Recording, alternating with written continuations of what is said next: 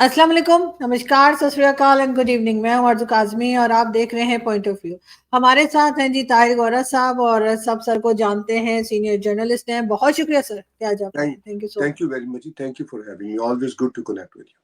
Thank you so much sir. Sir वैसे तो बात हम करेंगे पाकिस्तान की भी, लेकिन उससे भी पहले जो एक खबर आज चल रही थी वो थी बांग्लादेश और इंडिया को लेकर, जी कि जो डीजल पाइपलाइन है उसको जो है वो रोक दिया गया है, उसकी उसको बढ़ाया जा रहा था, तोसी की जा रही थी उसकी। क्या कहेंगे सर, अब ये क्या हो रहा है? और जाहिर है इससे बांग्लादेश में तो लोगों को बहुत ज्यादा फर्क पड़ेगा, क्योंकि उनकी जो मशीनरी है, जो कि काम होता है, वो ज्यादातर डीजल से ही होता है। तो क्या ये गवर्नमेंट चेंज होने के नतीजे में है या कोई और रीजन लग रहा है?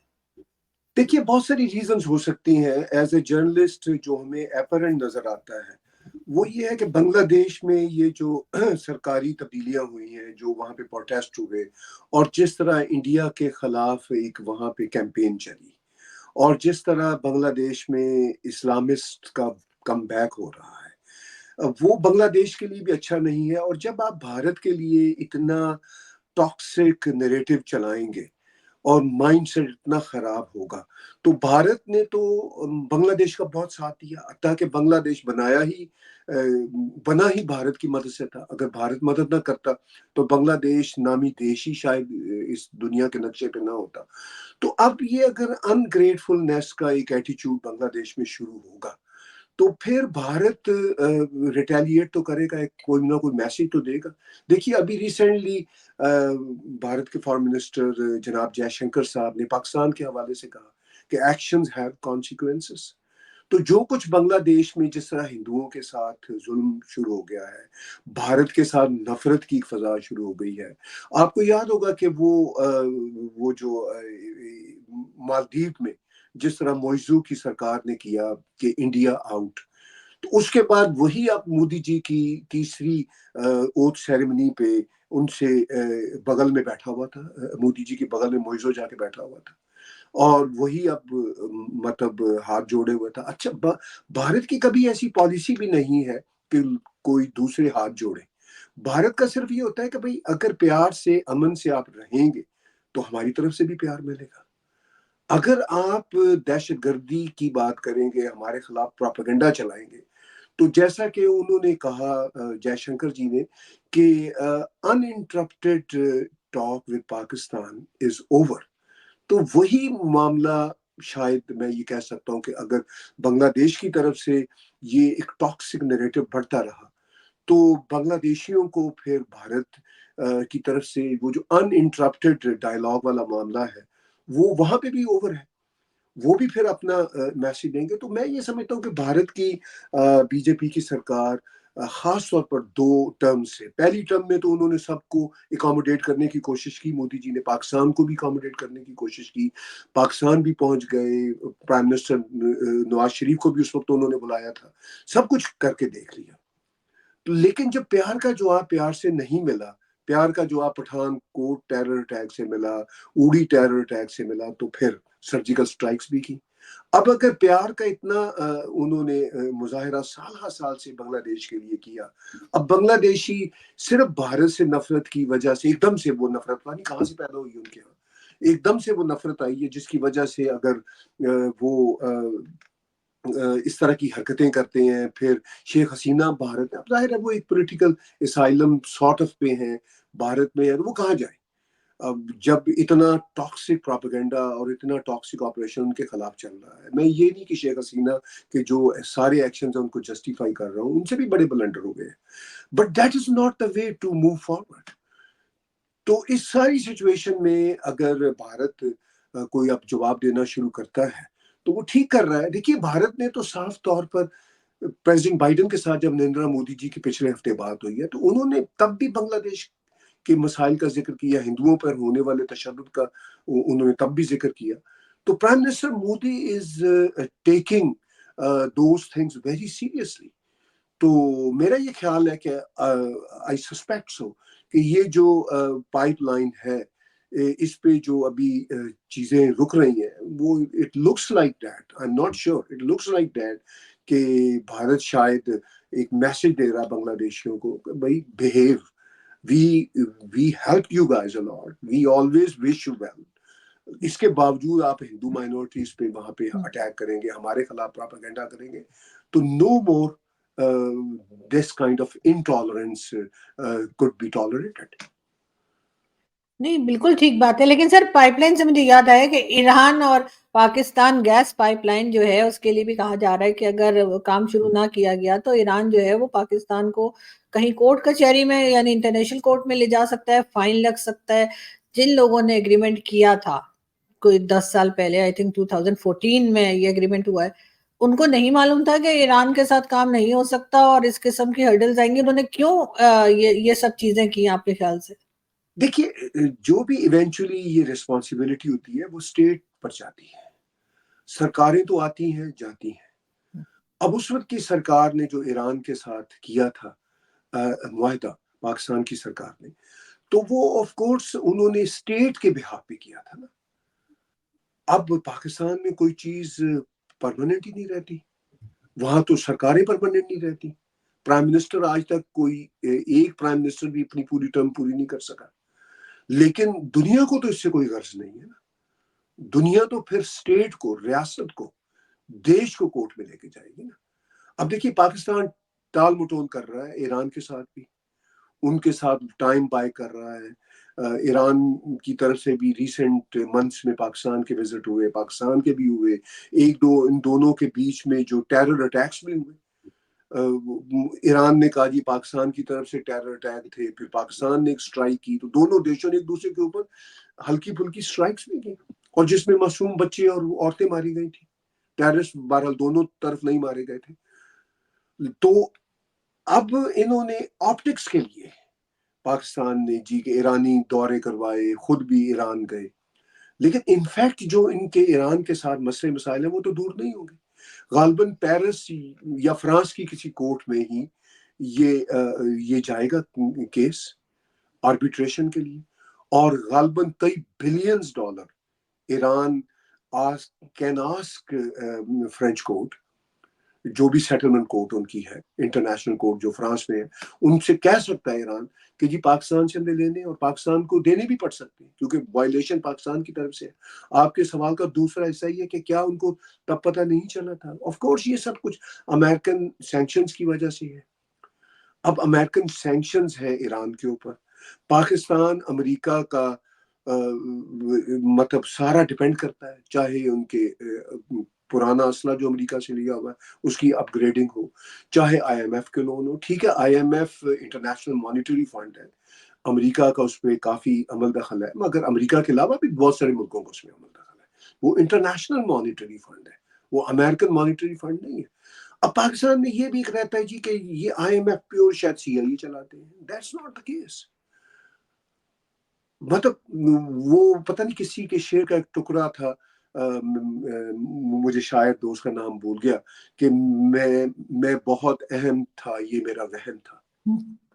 اچھا پاکستان میں یہی نہیں ہوتا احساس ختم, ان کا یہ خیال ہوتا ہے ہم پتہ نہیں کتنے اہم ہیں, ہماری جیو پالیٹکس پتہ نہیں کتنی اہم ہے. اچھا یہ لوگ بڑے بڑے مشاہد حسین جیسے لوگ یہ اس طرح کی باتیں کرتے رہتے ہیں.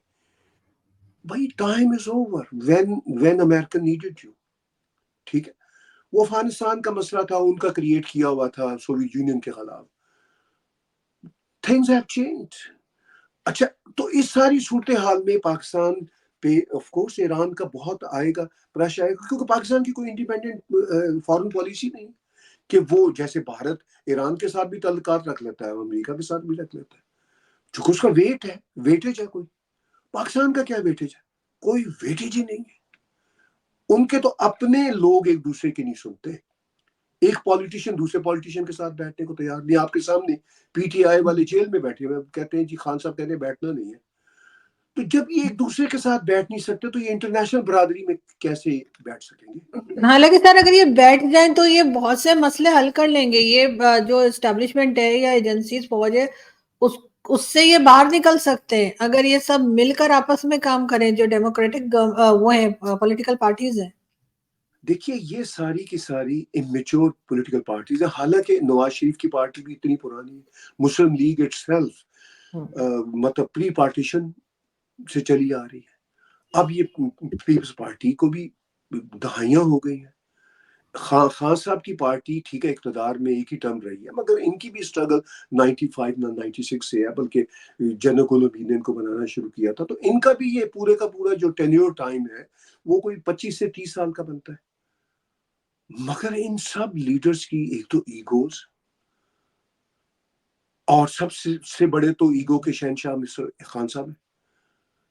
اچھا، ایک تو ان کی ایگوز ہیں، دوسرا جو ان کا پرابلم ہے یہ بالکل نان پروفیشنل لوگ ہیں. ورلڈ ویو جو ان کا ہے وہ اتنا نالائق ورلڈ ویو ہے.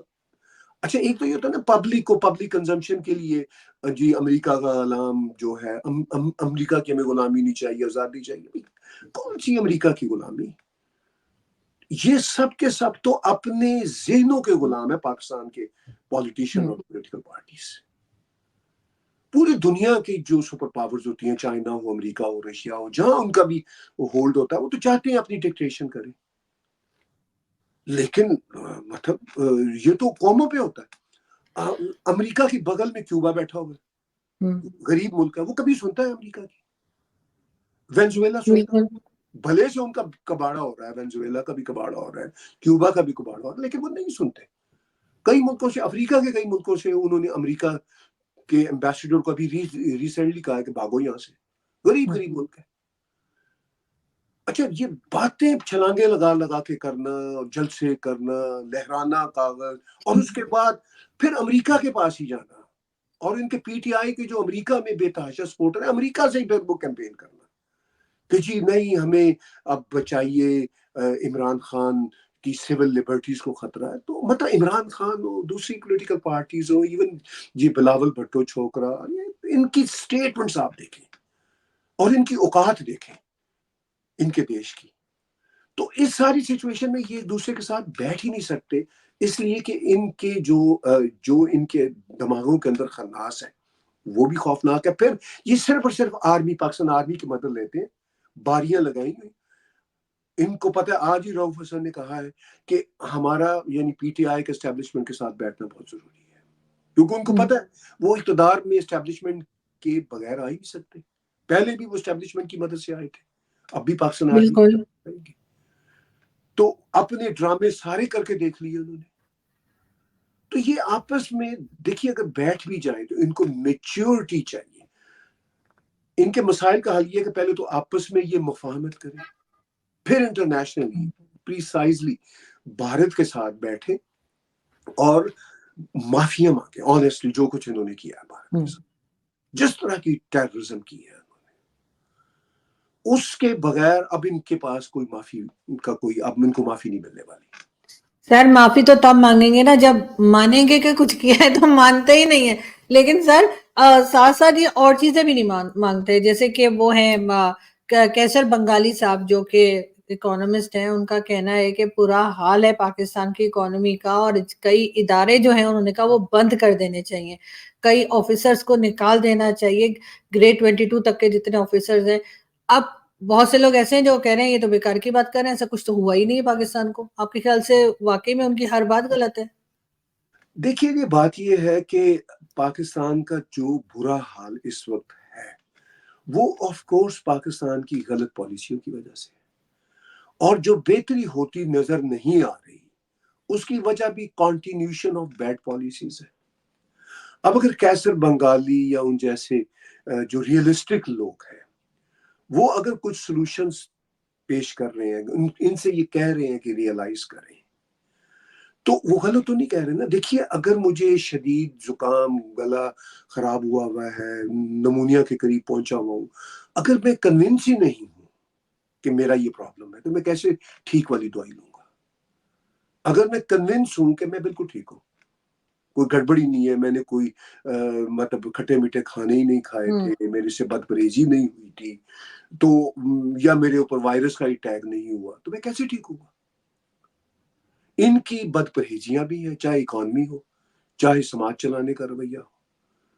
ٹھیک ہے، انہوں نے کھٹے میٹھے کام بھی کیے ہیں، غلط باتیں بھی کی ہیں. ٹھیک ہے، ان کے اوپر پھر as a result of that in کی امیونٹی کمزور ہوئی، as a result of that economic crunch کا وائرس بھی بڑھا، چونکہ وہ بنیادیں ہی ان کی ٹھیک نہیں تھی.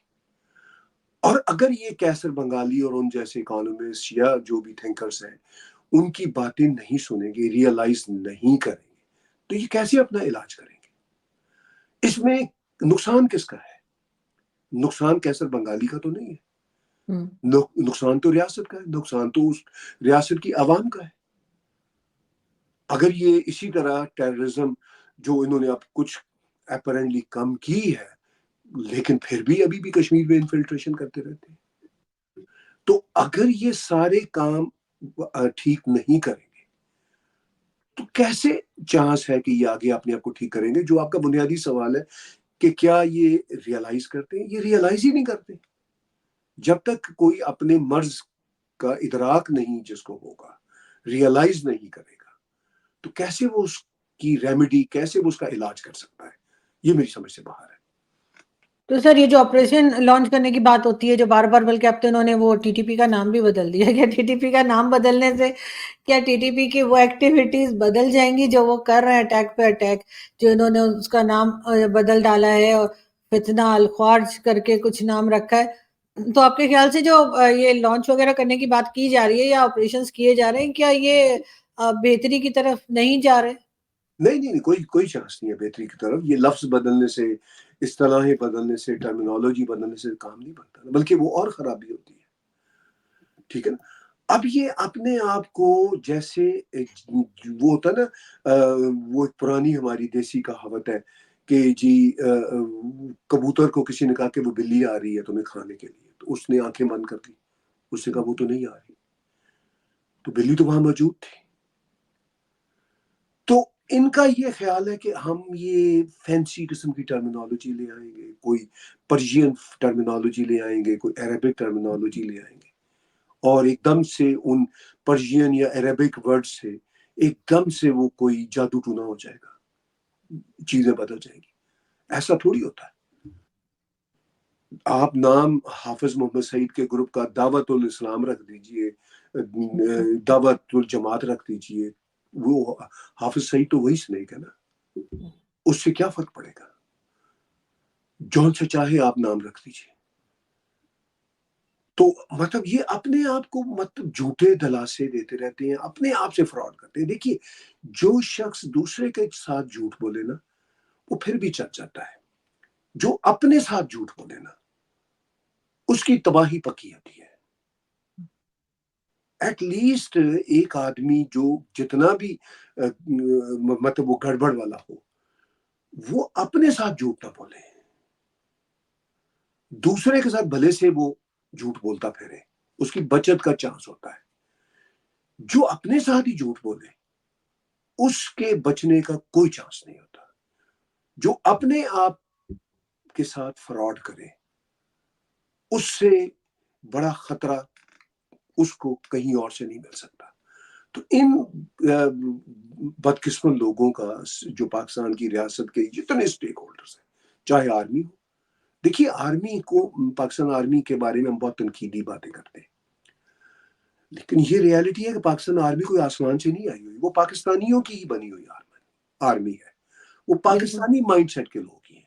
کیا پاکستان آرمی کے جرنیل مسلم لیگ کے لوگوں کے رشتہ دار نہیں، پیپلز پارٹی کے لوگوں کے رشتہ دار نہیں، یا پی ٹی آئی کے لوگوں کے رشتہ دار نہیں؟ سب کے آپس میں رشتہ داریاں ہیں۔ صرف میں جرنیلوں کی بات نہیں کر رہا، ایون چھوٹے آفیسرز کی، ایون مطلب وہ سب جنتا کا حصہ ہے، کوئی آسمان سے آئی ہوئی مخلوق نہیں ہے، جنتا کا حصہ۔ فرق یہ ہے کہ ان کے پاس بندوق ہوتی ہے، اس لیے وہ اپنی بات منوا لیتے ہیں۔ وہ پاکستانی عوام کا ایک ایسا گروہ ہے پاکستان آرمی، جن کے پاس چونکہ بندوق ہے وہ باقی گروہوں سے اپنی بات منوا لیتے ہیں، لیکن ہے تو اسی مائنڈ سیٹ کے، اسی کچے چٹے کے یہ لوگ ہیں۔ تو اب اس ساری انوائرمنٹ میں یہ کہنا کہ پاکستان آرمی کوئی الگ سے ہے جس کو الگ سے ہم ذمہ دار ٹھہرائیں، نہیں، وہ پاکستانی عوام کا ہی حصہ ہے،